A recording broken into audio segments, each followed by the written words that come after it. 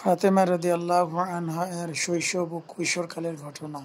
দুজাহানের সম্রাজ্ঞী, দুনিয়া এবং আখিরাতের মহিলাদের সর্দারনী, সমস্ত নারী কুলের শিরোমণি ফাতেমাতুজ জোহরা রাদিয়াল্লাহু আনহা এর মান ও শান আল্লাহ তাআলা কত উন্নত করেছেন তা তার জীবনী থেকে স্পষ্ট বোঝা যায়।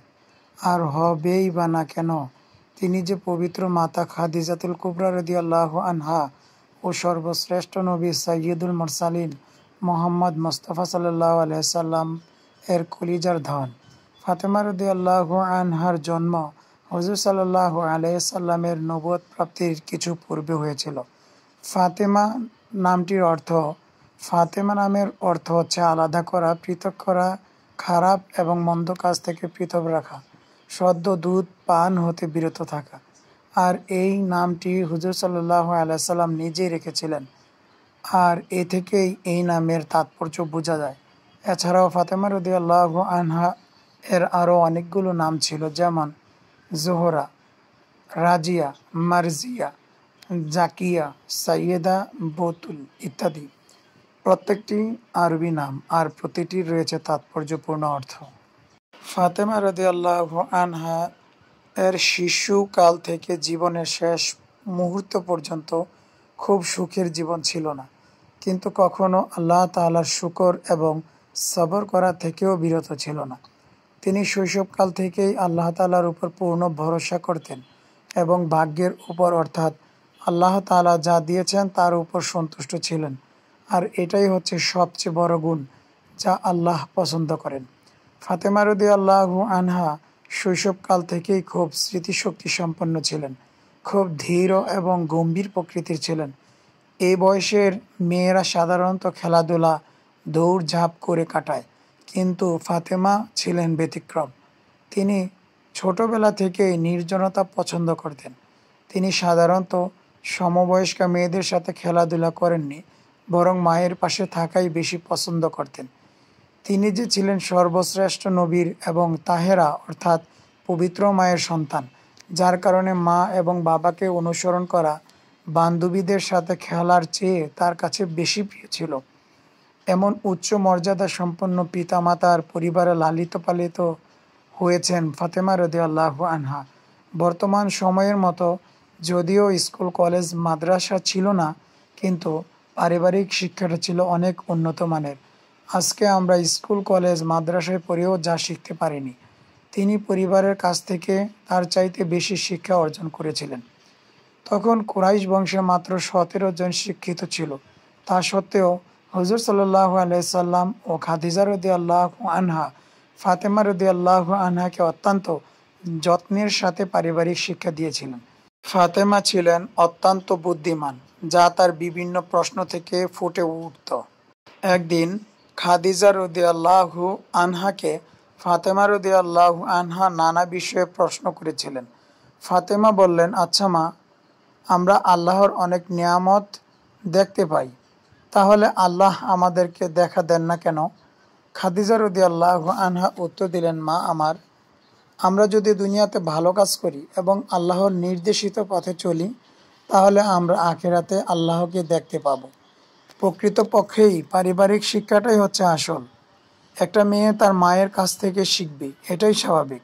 মায়ের আচার আচরণ মেয়ের ভেতরে প্রবেশ করবে।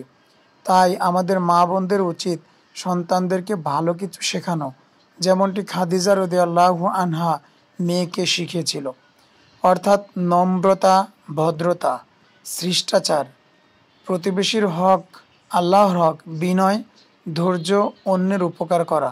এবং গল্পের ছলে নবী রসুলগণের জীবন আদর্শ নিয়ে গল্প করতেন, যা থেকে মেয়ে অত্যন্ত ধৈর্যশীলতা, নম্রতা, আল্লাহ তাআলার হক আদায় করা, আল্লাহ তাআলার মহাব্বত পয়দা হওয়া, আরও অনেক কিছু সে শিক্ষা লাভ করেছিল।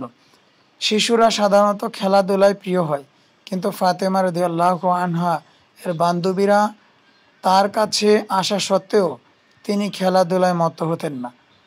অন্যান্য মেয়েরা পুতুল নিয়ে খেলা করত, কিন্তু নির্বাক দাঁড়িয়ে দাঁড়িয়ে ফাতেমা রাদিয়াল্লাহু আনহা পুতুল খেলা দেখতেন, কিন্তু নিজে খেলতেন না। কেননা তিনি কথা ভাবতেন, আমার বাবা মূর্তি পূজার বিরোধিতা করে বলে কত নির্যাতন গালমন্দ সহ্য করেন। মেয়ে যেন নবী কন্যা বলে নিজের ভেতর অহংকার পয়দা না হয় তার জন্য মেয়েকে শিক্ষা দিলেন পিতৃ পরিচয় আসল পরিচয় নয়, আখিরাতে কিন্তু আমলই হবে তার পরিচয় দেওয়ার একমাত্র মাধ্যম। তাই নিজেকে আল্লাহর কাছে সত্যিকারের ইমানওয়ালা এবং আমলওয়ালা পরিচয় করে তুলে ধরতে হবে। মুহাম্মদ সাল্লাল্লাহু আলাইহি সাল্লাম ফাতেমা রাদিয়াল্লাহু আনহাকে লক্ষ্য করে বললেন, মা আমার, নবীর কন্যা বলে আমল শূন্য হয়েও না, কেননা আখিরাতে আল্লাহ কাউকে খাতির করবেন না। ছোটবেলা থেকে ফাতেমা রাদিয়াল্লাহু আনহা সাদাসিধা জীবনযাপন করতেন। একবার বিয়ের একটি অনুষ্ঠানে নতুন জামা পরিয়ে দিল, কিন্তু কি আশ্চর্য, তিনি তা খুলে পুনরায় পুরাতন জামা পরে অনুষ্ঠানে যান।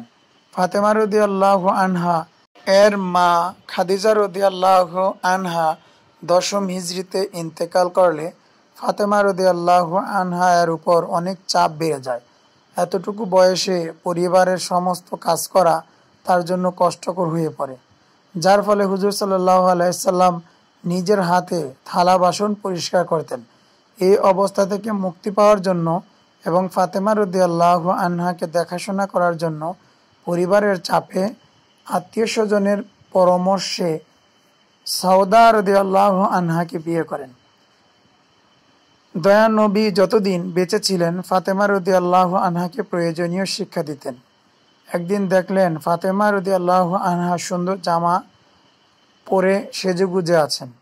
তখন মেয়েকে নসিহত করলেন।